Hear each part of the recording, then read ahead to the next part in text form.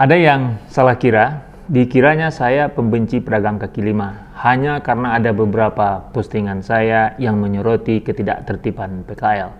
Mereka yang berjualan sembarangan di atas trotoar, di muka toko, di depan pusat perbelanjaan. Benarkah begitu?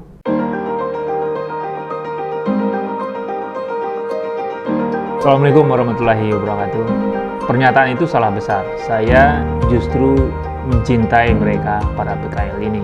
Saya menginginkan pedagang kaki lima tumbuh subur, tumbuh tanpa mengganggu hak-hak orang lain, tidak mengganggu kenyamanan, estetika, dan kebersihan lingkungan. Saya mendukung PKL menjadi anggrek ketimbang menjadi benalu. Dia sama-sama menumpang di pohon yang lain, tapi yang satu ketika menumpang dia memperindah pohon yang ditumpanginya, sementara yang satunya lagi dia membuat sekarat bahkan membunuh pohon tumpangannya. Pemerintah belum lagi serius menata PKL, padahal amanat Perda nomor 3 tahun 2014 tentang penataan dan pemberdayaan PKL mengamanatkan itu, bahwa semua PKL harus ditata dan dibina biar mereka menjadi pedagang-pedagang kaki lima yang kuat di tengah-tengah masyarakat. Sebaik-baiknya menata adalah memberikan alternatif solusi kepada PKL dalam berjualan. Apakah pemerintah boleh menata PKL tanpa memberikan solusi?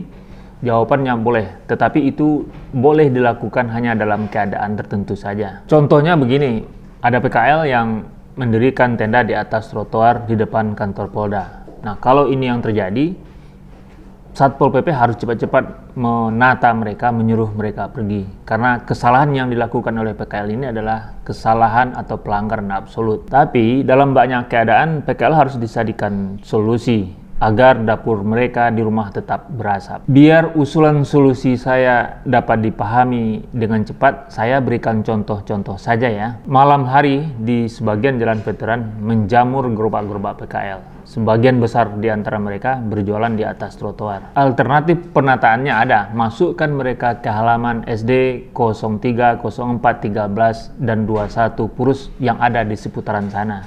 Halaman keempat SD itu sangat luas. Tinggal pemerintah menyediakan fasilitas air bersih lengkap dengan tempat pencuciannya. Jika pemerintah main gusur di veteran, itu adalah tindakan yang salah besar. Sebabnya di sana ada solusi penataannya. Contoh lainnya di Sawahan. Beberapa ruas trotoar rancak di sana juga diokupasi oleh pedagang kaki lima untuk berjualan.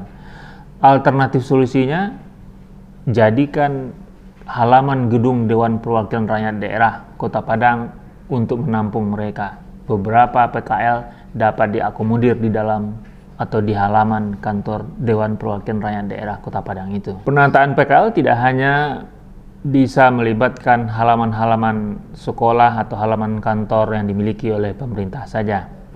Pedagang-pedagang toko yang punya halaman memadai juga bisa ikut berpartisipasi untuk mengakomodir atau berbagi dengan para pedagang kaki lima. Syarat dan ketentuan tentu berlaku.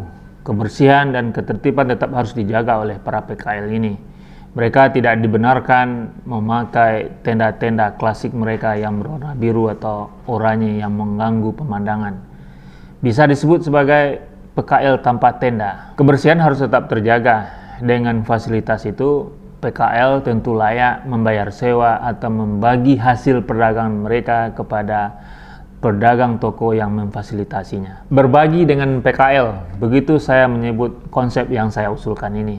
Konsep ini harus dicoba menjadi salah satu alternatif solusi penataan PKL di Kota Padang. Jika keadaan seperti ini dibiarkan terus, maka kota akan menjadi semraut, tidak nyaman, tidak indah, dan kotor. Nah, sekarang sudah jelas kan, saya bukan pembenci PKL. Pembenci ketidaktertiban, iya.